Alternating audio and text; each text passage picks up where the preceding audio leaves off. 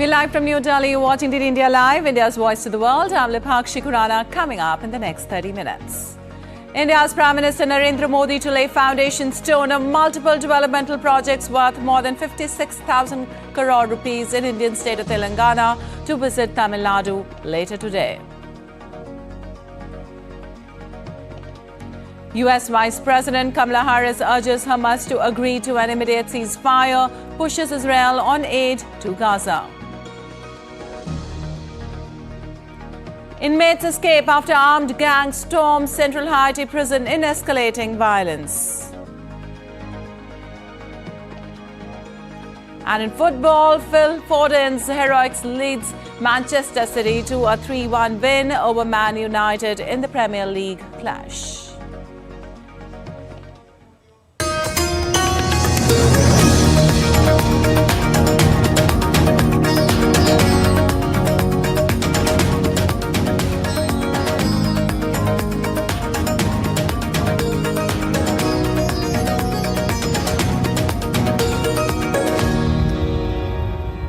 And on to the top story this hour. Indian Prime Minister Narendra Modi begins his 5-state visit to Telangana, Tamil Nadu, Odisha, West Bengal and Bihar from Monday. He will launch developmental projects worth around $12.8 billion.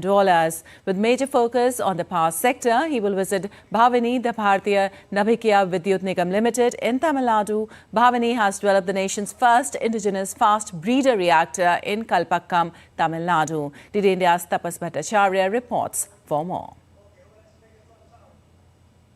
In a significant stride towards energy independence and sustainability, India's Prime Minister Narendra Modi is set to witness a historic event, the initiation of coal loading at the nation's first indigenous fast breather reactor in Kalpakkam in Tamil Nadu. Developed by Bhavini, the Bharatiya Navikiya Vidyut Nigam Limited, this prototype fast breather reactor or PFBR marks a remarkable step forward in India's nuclear power program. What sets this reactor apart is its unique capability to produce more fuel than it consumes.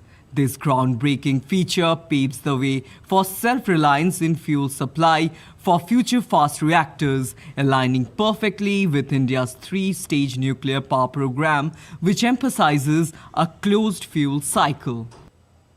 But it's not just about energy production, it's about doing so responsibly. With minimized nuclear waste and advanced safety features, prototype fast breather reactors offer a safe, efficient and clean source of energy. They are not just power generators, they are contributors to the goal of achieving net zero emissions.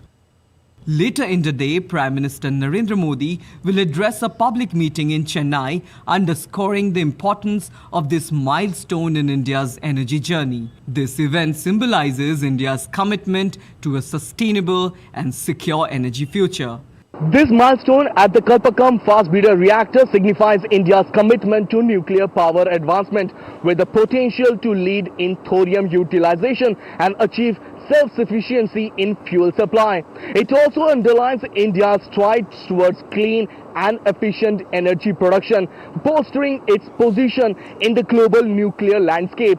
With camera person Jayashankar, this is Tapas Bhattacharya for DD India from Kalpakkam in Tamil Nadu.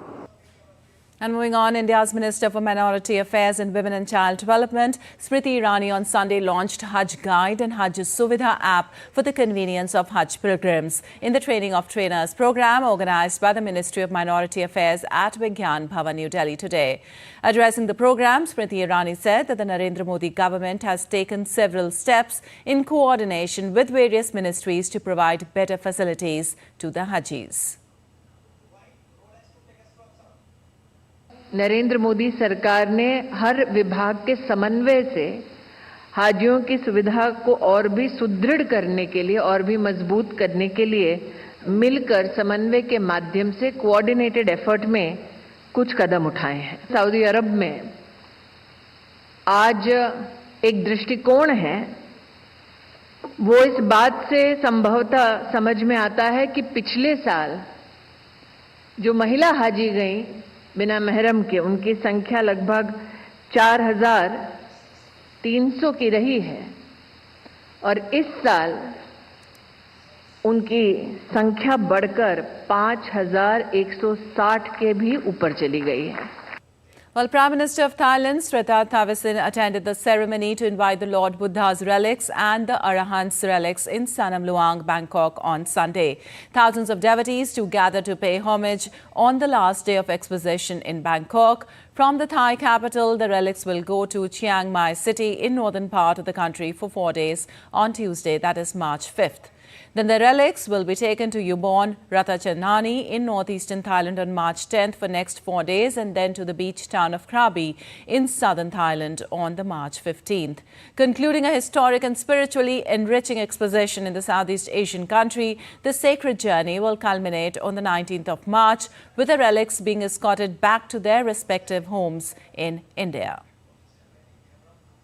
And India's External Affairs Minister Dr. S. Jaishankar has expressed delight that a large part of Thai people are attending the historic and spiritually enriching exposition of relics in Thailand. In a tweet, he posted pictures and said, and I quote, "Deeply moved to see 1 million Thai devotees pay respect to the Buddhist holy relics which travelled from India. Our shared heritage and culture is a bridge that creates a special bond," unquote. He also thanked the Ministry of Culture, Government of India, Embassy of India in Thailand and International Buddhist Confederation for their efforts. And the Indian Navy is set to witness a significant surge in its maritime prowess with the induction of the Seahawks.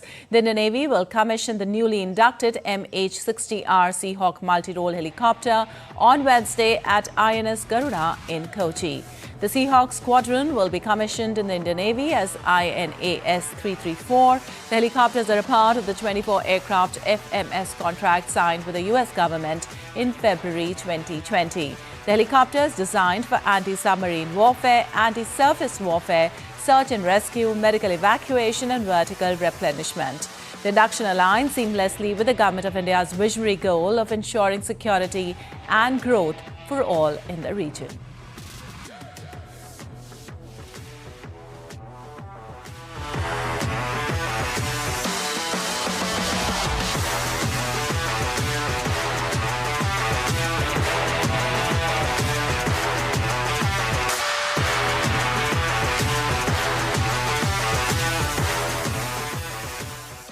And an Indian delegation will present a copy of the Srimad Bhagavad Gita to the Parliament of Sri Lanka as part of the International Gita Mahotsav on Monday. The 3-day International Gita Mahotsav concluded at the Neelam Pokuna Theatre premises in Colombo on Sunday. On the last day, devotees witnessed a Sadbhavna Yatra in the form of Perahera in Colombo. In Sri Lankan traditions, Peraheras are bright and colourful pageants or processions which include drum beaters, dancers and tuskers. It is the 5th such occasion that the International Gita Mahotsav was organised outside India and the first time ever in Sri Lanka. Well, a collection of research papers by Islamic scholars was launched in Delhi on Sunday. Launching the book in 3 different languages, eminent Indian author and journalist M.J. Akbar accused the Islamic extremism for raising a false narrative against India and termed it anti-Islamic. DD India correspondent Vishal Baristo spoke to M.J. Akbar. Is it an international conspiracy or a false narrative? What is the reality of Ghazwa-e-Hind? And I have with me the eminent journalist and also a politician, Mr. M.J. Akbar. Sir, what is the reality? The reality is that this is a complete falsehood, right? This is a very major and I think even mischievous untruth, which has absolutely no basis in doctrine, no basis in text. It is not mentioned in the sacrosanct book of Muslims is the Holy Quran. There is no mention of this in the Quran. The hadith that is attributed as the origin is extremely doubtful, and all scholars know that there are 3 categories of hadith. Right? One which has been authenticated by at least 6 people who can prove that they had heard it, right, with 5 witnesses. So it's a very rigorous kind of process. Then there is a kind of median, and then there is a third form which is considered to be almost virtually. And this particular source is 300 years after. Anyway, it doesn't stand up. It doesn't stand up to the message of the Quran. It doesn't stand up to the experience. And it is an absurdity which has been concocted for heaven knows which purpose. So there you heard Mr. Akbar. He says that it is total mischief on part of those who are totally against the country. But as far as Islam is concerned, it is only teaching peaceful coexistence. With cameraman Mohit Uike in Delhi, this is Vishal Baristo for TT India. And moving on, Indian government recently released a fact sheet pertaining to the household consumption expenditure survey for the agricultural year 2022-23. As per the report, for the base year 2011-2012, poverty lines for rural and urban India were rupees 789 and rupees 967. While for year 2022-23, poverty lines for rural and urban India are 1,452 rupees and 1,752 rupees. The poor percentage dropped to 2% in 2022-23 from 12.2% in 2011-2012. And now let's take a look at other stories making news today. India's Finance Minister Nirmala Sitharaman will inaugurate a conference of enforcement chiefs of all state and central GST officers to tackle tax evasion on Monday. In the conference, goods and services tax formations will deliberate on combating GST evasion, including examining current challenges and delving into successful methods adopted by central and state tax enforcement officers. Manipur Governor Anusuya Ueki inaugurated the Northeast India Film Festival 2024 at Manipur State Film Development Society in Imphal. The Northeast India Film Festival is collaboratively organized with the sponsorship of the Ministry of Information and Broadcasting by the Directorate of Information and Public Relations. Manipur Film Forum Manipur, the Art of Culture Department, and Manipur State Film Development Society and Thauna Manipur. India's Meteorological Department forecast light to moderate rainfall and snowfall accompanied by thunderstorms and lightning over the western Himalayan region today. It has issued an orange alert for Uttarakhand today, which is likely to get isolated heavy rainfall and snowfall. The IMD also forecasted moderate rainfall over Uttar Pradesh, Punjab, Haryana, Chandigarh, Delhi and Madhya Pradesh till today. And still to come on this edition of DD India Live. South Korean doctors' protest continue, demand the government to scrap the plan of increasing medical school admissions. Ecuador's La Cumbre volcano has started erupting. We'll tell you the details ahead. And LeBron James creates history by becoming the first player in NBA history to score 40,000 points.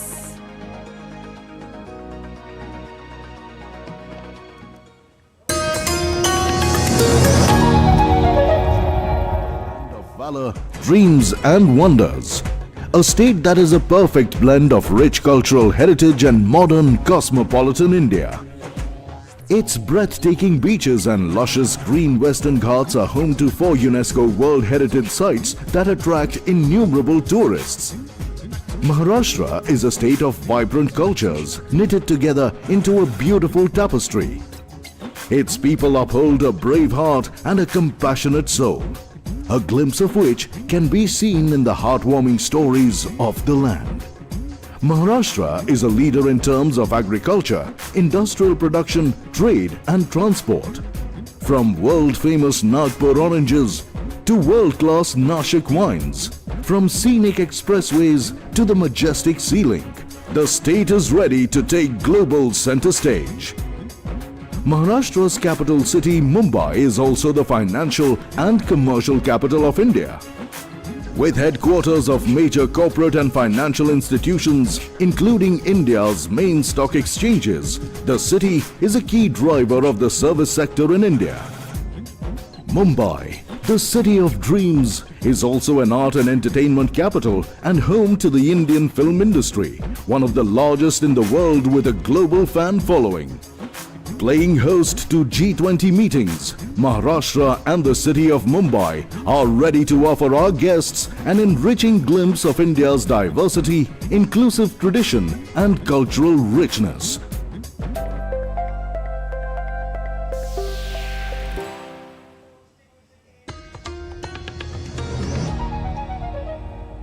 Welcome back. You're watching DD India Live. I'm Lipakshi Khurana, and moving on, the Vice President of the United States is due to meet with a member of Israel's war cabinet in Washington later today to discuss how to get humanitarian aid into Gaza. Kamala Harris and Benny Gantz are also expected to talk about the need for a temporary ceasefire. According to Gantz's office, he will also meet U.S. Secretary of State Anthony Blinken. Our U.S. correspondent Jagruti Dave has more. Officials from both sides have confirmed that the meeting is taking place. In a statement, Benny Gantz said that U.S. National Security Advisor Jake Sullivan, as well as a bipartisan group of congressmen and women, would also be attending. A White House official said that Vice President Harris would be expressing her concern for the safety of around 1.5 million Palestinian people seeking refuge in Gaza. And given the immense scale of suffering in Gaza, there must be an immediate ceasefire for at least the next 6 weeks, which is what is currently on the table. This will get the hostages out and get a significant amount of aid in. This would allow us to build something more enduring, to ensure Israel is secure, and to respect the right of the Palestinian people to dignity, freedom, and self-determination. The White House is coming under increasing pressure to help broker a ceasefire, as well as secure the release of the remaining Israeli hostages captured by Hamas. All of this comes to the backdrop of fragile ongoing truce talks, as well as an airdrop of humanitarian aid over the weekend in Gaza by the Biden administration, while the United Nations is warning that the Palestinian people in Gaza are on the verge of a famine. Jagruti Dave in Washington reporting for DD India. An update on Ukraine crisis now. Rescue workers completely operations on Sunday after a drone strike on an apartment building in the southern city of Odessa, finding 4 more bodies and bringing the death toll to 12. Sunday was declared a day of mourning in Odessa. Dozens of apartment buildings sustained damage. The drone crashed into a residential building in Odessa on Saturday. President Volodymyr Zelensky said casualties could have been avoided if Ukraine had not faced delays in arms deliveries.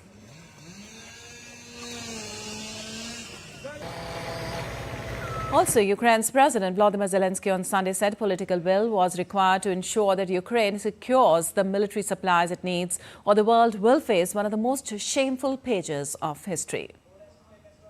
The main thing is political will that is needed to implement this all, to provide precisely the level of supply that could help. If this is not the case, it will become one of the most shameful pages in history. If America or Europe will lose to Iranians, Shahids or Russian fighters jet, Russian evil should not be encouraged either by weak decisions or by delay in supplies or indecisiveness. And an unknown number of prisoners escaped after armed gangs stormed in the main prison in Haiti's Port-au-Prince on Saturday. This comes after a major gang leader, Jimmy Cherizia, called on criminal groups to unite and oust Prime Minister Ariel Henry. The violence in the Caribbean country is expected to escalate further as the gang leader has warned people to stay indoors. He has warned residents to keep their children away from schools to avoid them being harmed in the growing violence. Amidst the ongoing violence, the exact whereabouts of the Prime Minister remained unclear on Sunday. Ariel Henry had been due to return from a visit to Kenya, where he signed a security deal to tackle gang violence. And Germany has accused Russian President Vladimir Putin of trying to sow disunity with the wiretap leak of a confidential German army discussion on the Ukraine war. Germany's Defense Minister Boris Pistorius said on Sunday that Russia was conducting an information war aimed at creating divisions within Germany. Russian media on Friday published a 38-minute recording of German Air Force officers discussing support for Ukraine, prompting Russian officials to demand an explanation. The discussions also cover the use of long-range missiles provided to Kyiv by France and Britain. Pistorius said he was not aware of any further leaks at the army. He added that he would await the result of a military probe into the case to decide what consequences to draw.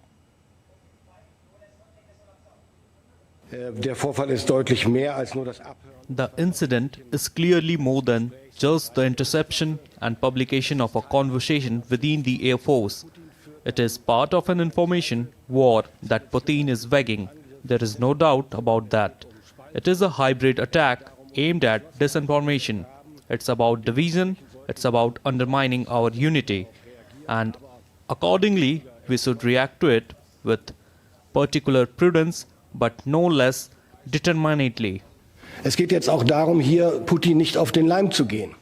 And the French lawmakers will meet today to hold a final vote on inscribing abortion into the Constitution. French President Emmanuel Macron convened a special Congress of National Assembly representatives and senators in Versailles after both houses of the parliament approved to enshrine the guaranteed freedom to abortion into its constitution. If the proposition garners a 3/5 majority in the special Congress, France will become the world's first nation to constitutionalize abortion. The move followed a U.S. Supreme Court's decision that reversed the ruling that recognized women's constitutional right to abortion and opened the door to states to ban the procedure.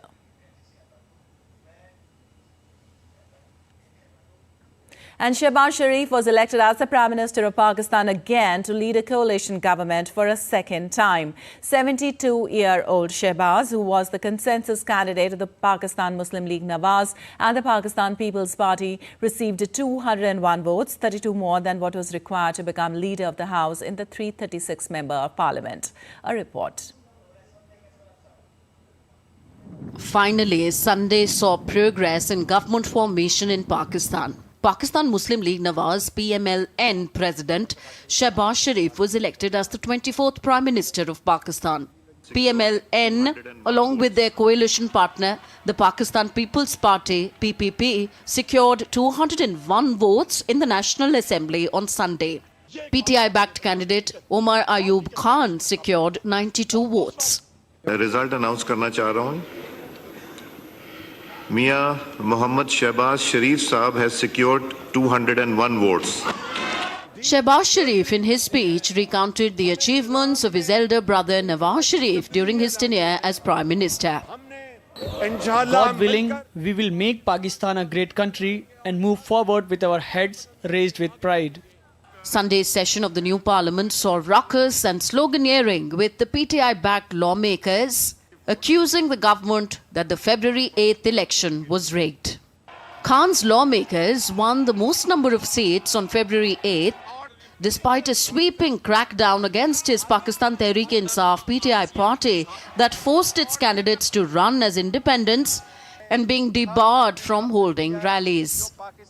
The unusually delayed results also triggered accusations that the vote was rigged. The new government will have to immediately start talks with the IMF as the current IMF agreement expires in April. Sharif and his party will also have to deal with growing discontent over deepening poverty in the South Asian nation. Tanvi Taneja for DD India.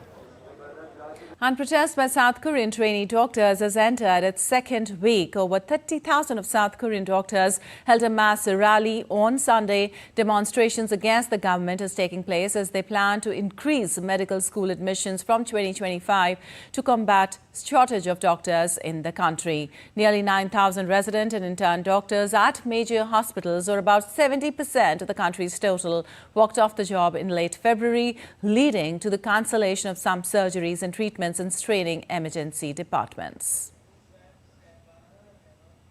And Ecuador's La Cumbre volcano has started to erupt on Sunday. Images taken showed lava moving through Saturday night. Gas emission and thermal anomalies were detected through satellite systems by the Environment Ministry. However, there is no immediate danger since the area is uninhabited. The volcano last erupted in 2020 following several years of activity. And now let's take a look at other stories making news around the world today. Relatives and friends remember the missing passengers from Malaysia Airlines flight MH370 on Sunday, which vanished 10 years ago en route from Kuala Lumpur to Beijing on March 8, 2014. At the remembrance event, Malaysia's Transport Minister Anthony Loke said that the government is pushing for a renewed search for the plane. Previous investigation did not result in proper answers for the victims.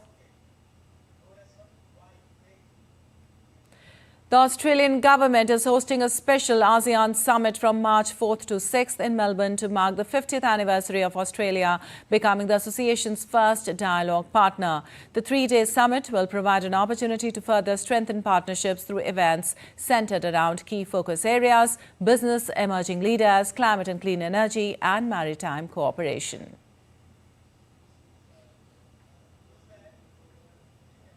And in sports update, Phil Foden's heroics kept Manchester City's Premier League title challenge on track with a superb 3-1 home victory over Manchester United on Sunday. Foden arrowed a sublime effort into the top corner in the 56th minute, and the England forward then produced a clinical finish with 10 minutes of normal time remaining. Erling Haaland, who missed a golden first half chance, secured the points with a late strike. Reigning champion City, with an unbeaten run in all competitions of 19, moved to 62 points, one behind leaders Liverpool, which it visits next weekend. United remains in 6th place with 44 points. And LeBron James made history by becoming the first NBA player to reach 40,000 career points. He achieved this remarkable milestone during the Los Angeles Lakers home game against the Denver Nuggets. James sealed his place in basketball history with a scoop layup of the glass in the second quarter. The sold-out crowd at the Staples Center erupted in cheers as James reached the historic mark, offering him a standing ovation as he took a moment on the bench to soak in the achievement. All right, that's all in this edition of DD India Live. And let us know your thoughts on the news of the day. You can connect with us on Facebook, X, formerly known as Twitter and Instagram. We'll be back with more news as it breaks here on DD India. I'm Lipakshi Khurana from all of us here in Delhi. Thanks for watching DD India Live.